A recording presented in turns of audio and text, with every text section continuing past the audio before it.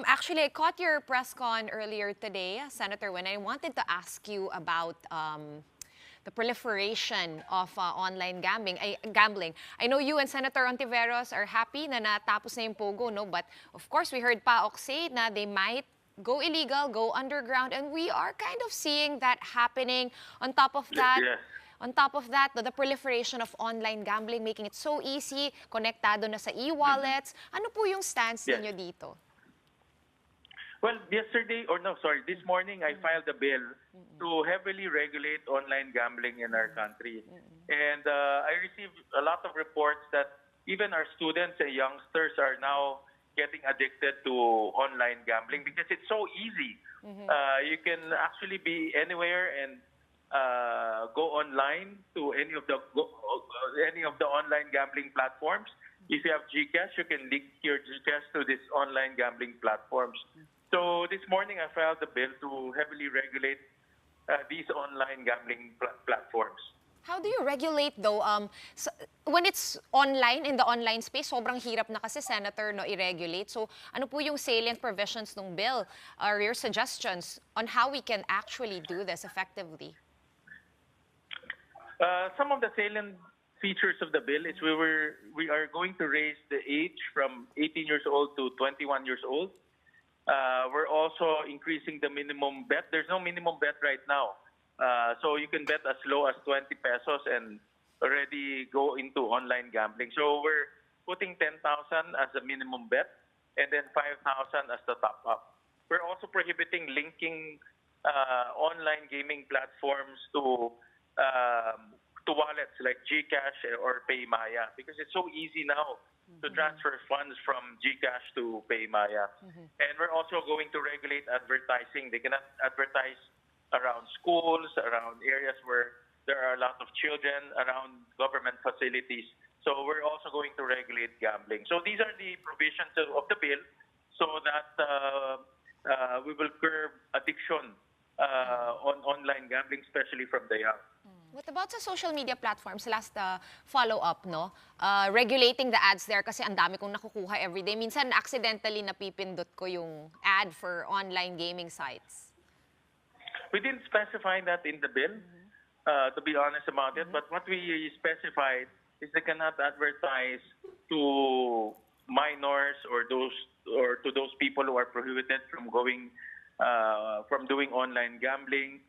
We also regulated who can be the ones advertising. For example, they cannot get young people to advertise and lure young people to online gambling. So we heavily regulated advertising because we saw a proliferation of advertising everywhere, near schools, near churches, and that's not good for society.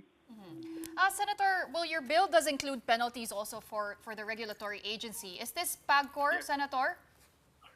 Yes, that we also included heavy penalties to regulatory agencies because we're relying on these regulatory agencies to regulate. But if they don't regulate and they're in a blind eye on these online gaming platforms, they can be disbarred from holding public office and even put in jail.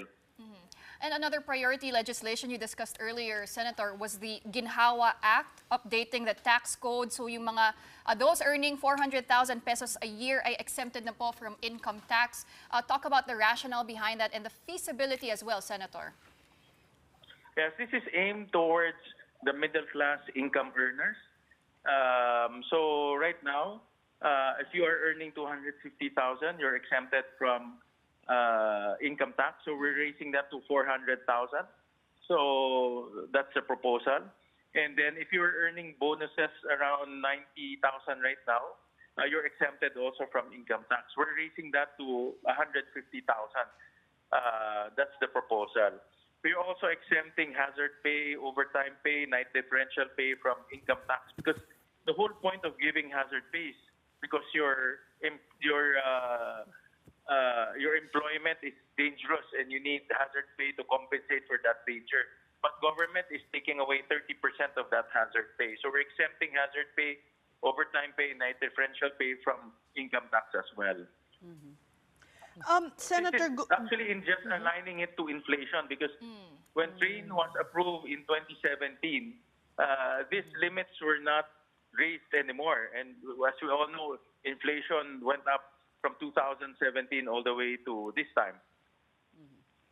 Senator, if we may go back to your bill on online gambling rather, this is definitely going to be, there's going to be heavy lobbying against this measure. There's so much money involved. Well, we just saw what happened to the Isabong. Sabongeros ended up being murdered, have disappeared. So, kaya nyo bang sanggain ang mga ito? Well, I'm determined to get this passed because it's eating up into our society and it's ruining the morality of our society, especially the young.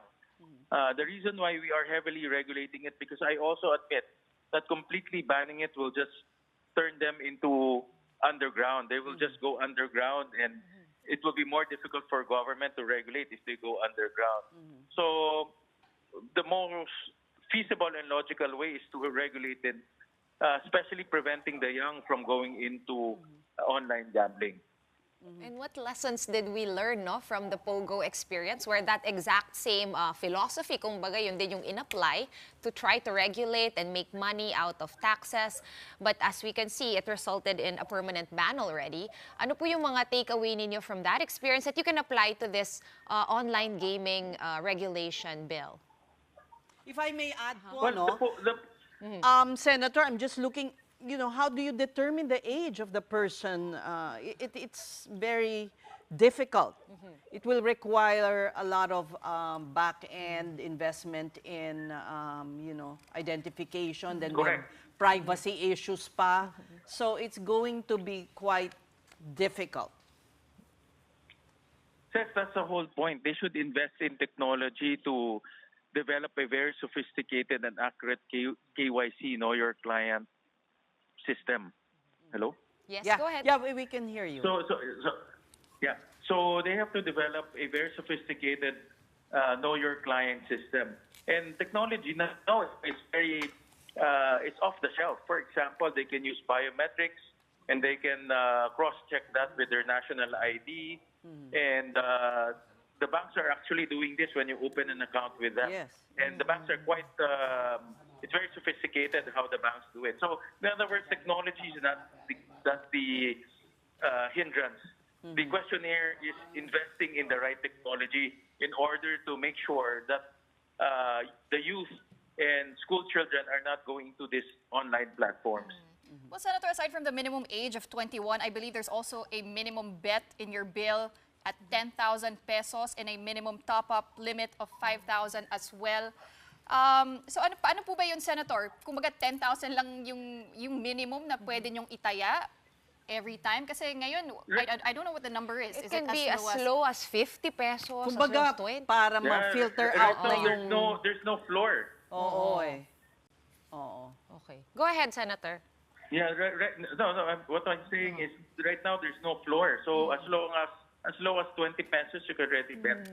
Yeah. And because there's no floor, any jeepney driver, any tricycle driver, any vendor can actually make a bet on online gambling. So again, that's not very good for society. Yeah.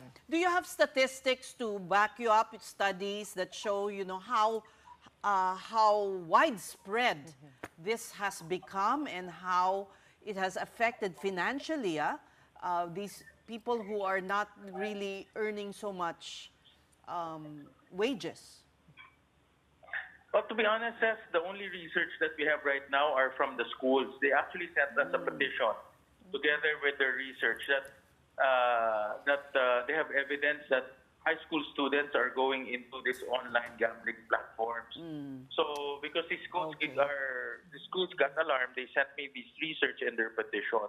Now, insofar as adults are concerned, that's a good idea for PAGCOR actually to conduct it. PAGCOR is the regulator, and they should be promoting responsible gambling. They should be the ones also doing this research to know whether our poor constituents are getting addicted to these gambling platforms. Quick clarification. So the schools wrote to you because you are the chairman of the Committee on Education there in the Senate. Yes, So yes, correct. okay. Correct. Well, thank you, Senator Win Gatchalian.